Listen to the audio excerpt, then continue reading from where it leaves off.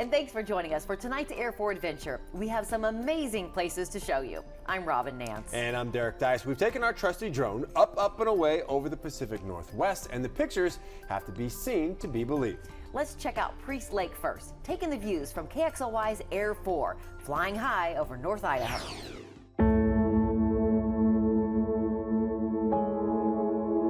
Welcome to Priest Lake. We are a 25-mile long lake that runs north-south. Nice Indian summer so far, so it's been really beautiful weather. And as you'll see, the colors you come up here, it's just really beautiful. The reds and the golds and the yellows, and then the creeks, and it's so quiet and peaceful here in the fall.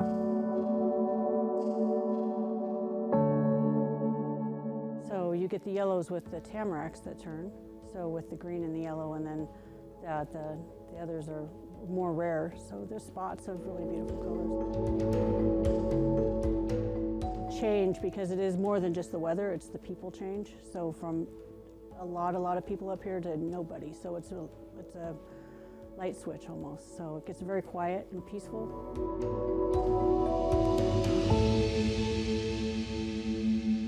The two really large islands, one's Bartow and one is Kalispell. They are Forest Service owned mainly. There is some private land on Bartow, and you can camp on them. So Soldier Creek runs into the lake, and it has a little footpath across it.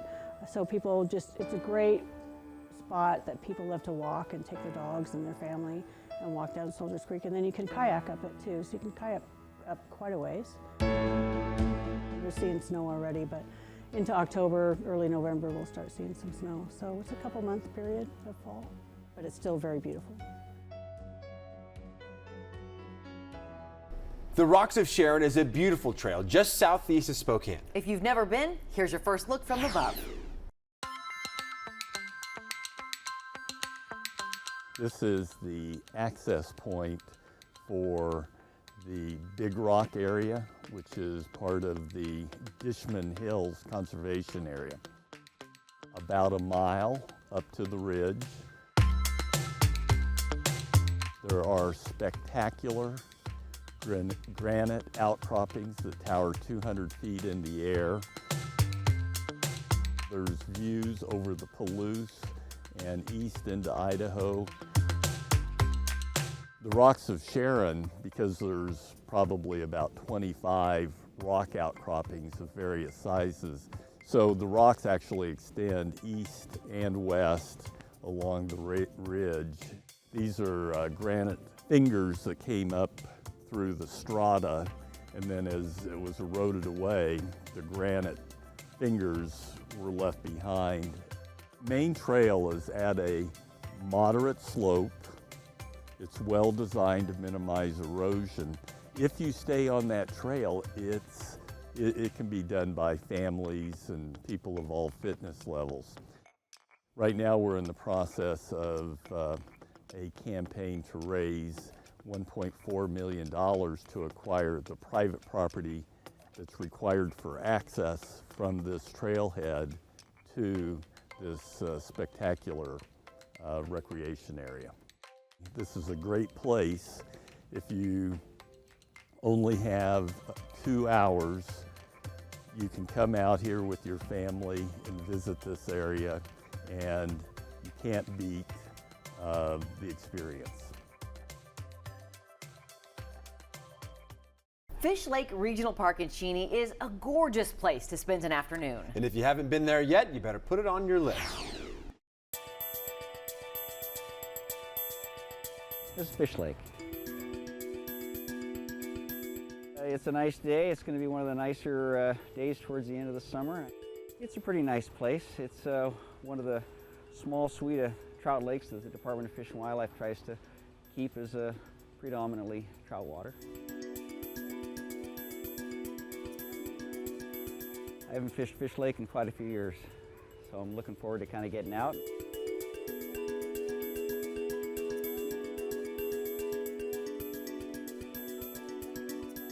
Most of the fish that are in this lake as far as trout are eastern brook trout and tiger trout, and that's a fairly unique combination, so looking forward to getting in to seeing a few of those. It's one of these lakes that's fairly close to Spokane, but it's pretty quiet. I mean, there are not a lot of folks that are out here midday. You can get out, roll around. There's not a lot of, there's not a lot of motorboat activity out here. It's basically quiet, except for maybe a few passing trains of the railroad, and pretty serene. Hopefully the fishing's going to be working pretty well today.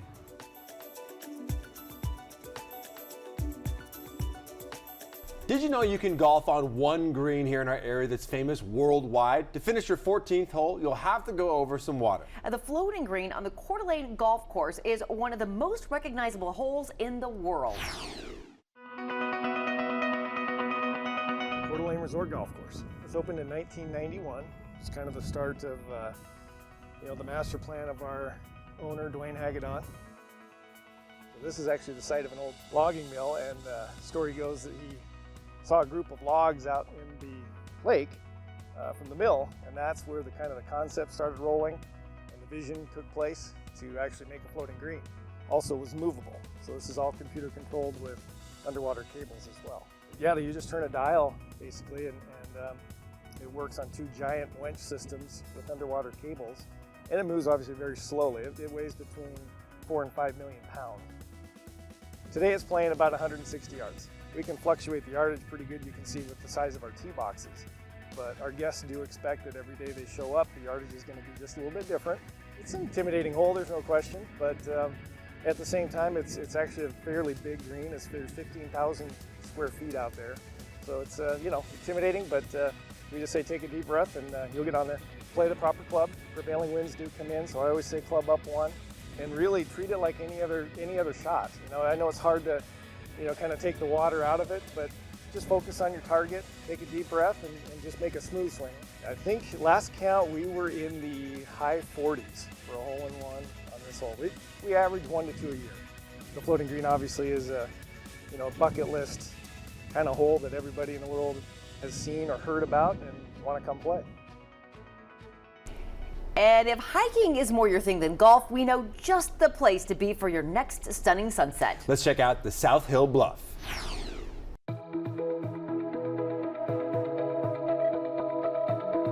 We're right on the upper side, right below High Drive of the High Drive Bluff Park, and which stretches for 4 miles or so from like 14th Avenue all the way around the Qualchan Golf Course out to 195.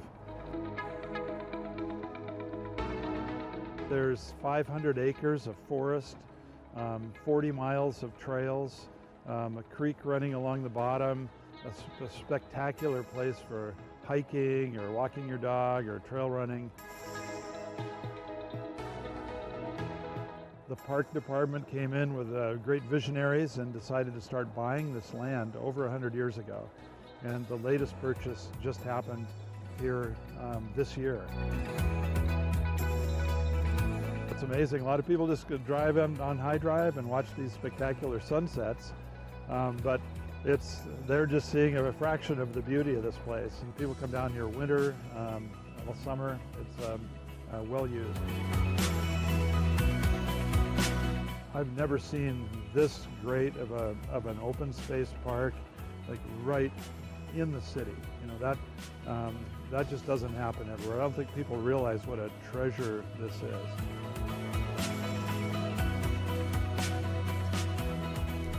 Well, we have a lot more places to show you, some you really don't want to miss. Our area might be icy and snow covered now, but just a short time ago, Spokane was showing off its gorgeous true colors.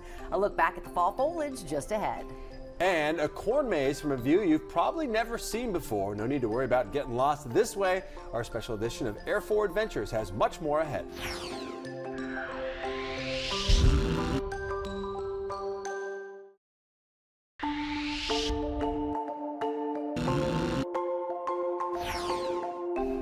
Winter is just days away in the inland northwest, but fall is such a great time of year here when the leaves come to life and streets are lined with beautiful colors. And here's a look at them from above.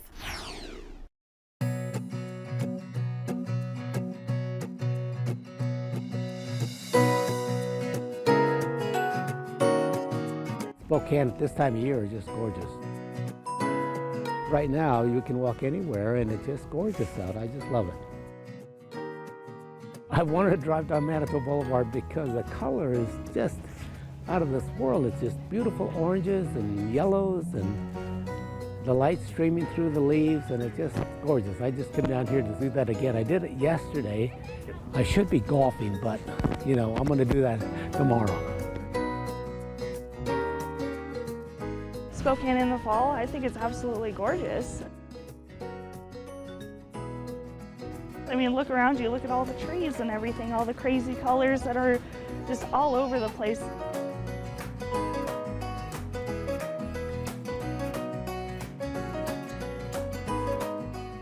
I like those trees that, yeah, they have like the red, like pinkish leaves. And, you know, all the leaves that are all over the road, I think that makes the road look way prettier. Well, one of the things we're most excited about is how our drone shows us a different view of familiar things. You've probably seen a corn maze or a pumpkin patch from eye level, but how about from high above? Check out Colville on what was a beautiful fall weekend. This is the Colville Corn Maze and Pumpkin Patch in Colville, Washington. Every year we pick a new design, and it's just kind of whatever we feel like each year. If we want a barn and silo with a truck, or if we want a scarecrow, we work with a maze designer to put a design together, and from that we have our maps and our big design that we use to cut the trails with. When we plant the corn and it starts to grow and gets about 6 inches tall, we just plot it out kind of old-fashioned. Every row of corn is a line on a piece of graph paper, and we just use marking paint and plot it out, and then we cut it with a weed eater. It takes all summer. Once you cut the corn, it grows back just like your grass. So we go through and get the first cut done, and then our kids go through and do all the recuts. It's a 3-acre pumpkin patch. People can pick their own pumpkins, or they can buy the ones we have on display. And we grow all the pumpkins here on site. Yes, this year's maze is difficult. It takes 45 minutes to an hour to go through it.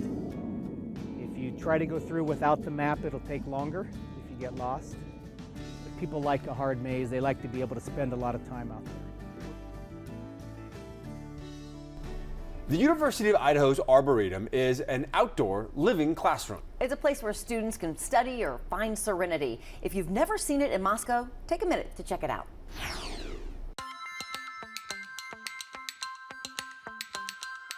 We are at the University of Idaho Arboretum and Botanical Garden on the University of Idaho campus. Started in 1982. The most amazing thing about this place is that it is all a gift to the University of Idaho. It was all done with donations, and it was all done with relatively small donations, a little at a time. So I think the idealistic goal would be to try to grow essentially every possible plant that would be hardy in this climate. And of course that's impossible, but we do have a pretty wide range of plants here.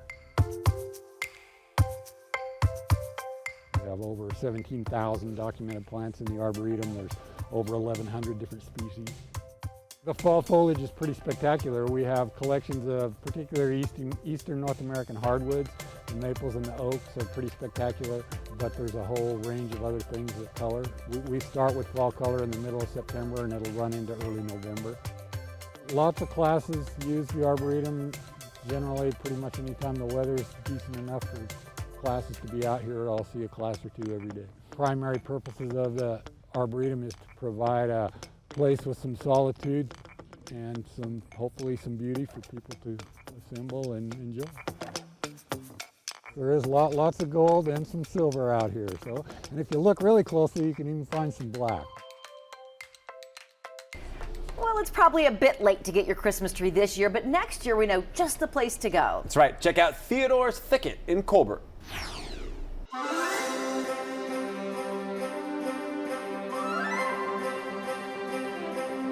You're at Theodore's Thicket, Christmas tree farm, Colbert, Washington. I started planting in '89 and started harvesting in '96.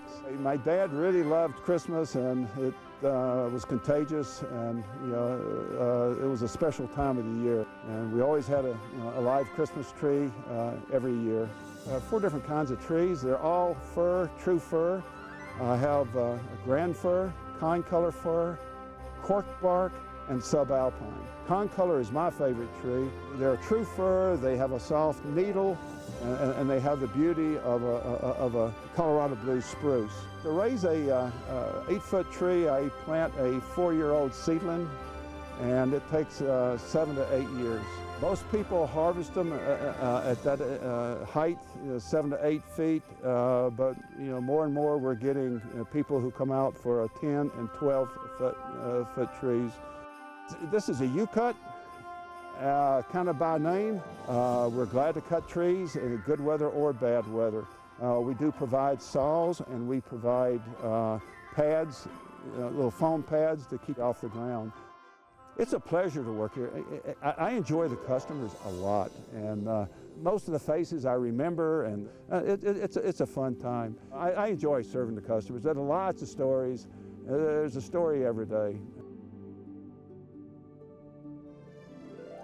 Wildlife and wilderness right along the banks of the Spokane River. And come with us as we check out a spot you may not know about, but will want to add to your list of places to visit in your own backyard.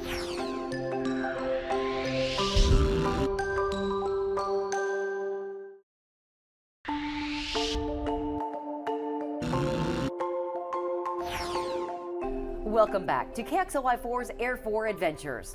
100 acres of wildlife habitat and nearly half a mile of undisturbed shoreline along the Little Spokane River. That's what you'll find at Haines Conservation Area in Wandermere. Take a look.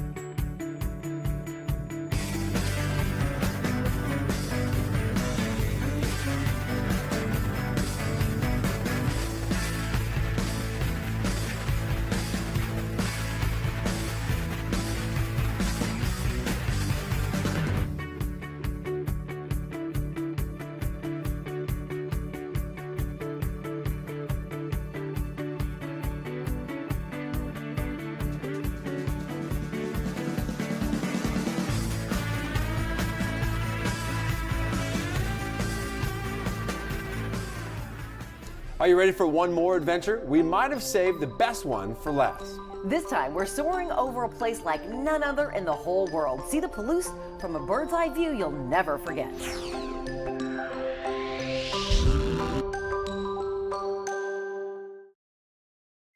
Finally tonight, we know how important agriculture is to the state of Washington. It brings in billions of dollars each year. But beyond the money, there's the beauty. Check out this wheat farm on the Palouse that one family has called home for more than 140 years. I'm a 5th generation farm boy. We've been doing this since 1875.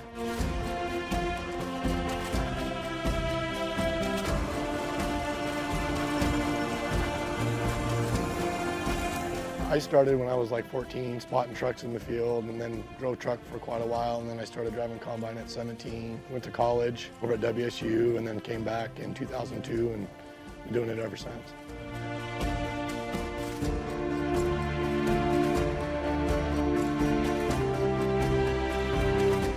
We're in the heart of the Palouse, and we harvest soft white wheat and garbanzo beans.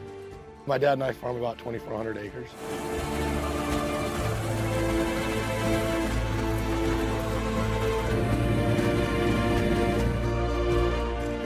The crops this year are average to above average. It's always beautiful this time of year down in here. It's always good to see people come down and watch what we're doing so they understand where their food comes from.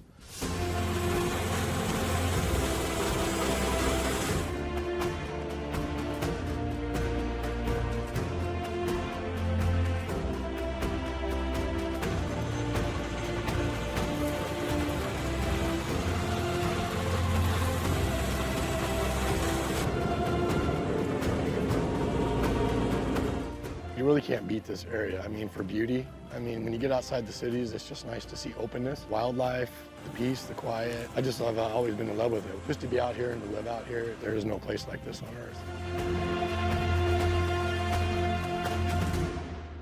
Really amazing stuff there. We want to thank you for coming along with us on this ride over this beautiful place we call home. Remember, you can see all of our episodes of Air 4 Adventures by going to our website, kxly.com. And news stories air every Friday on KXLY4 News at 6. Thanks for watching, and we'll see you next time.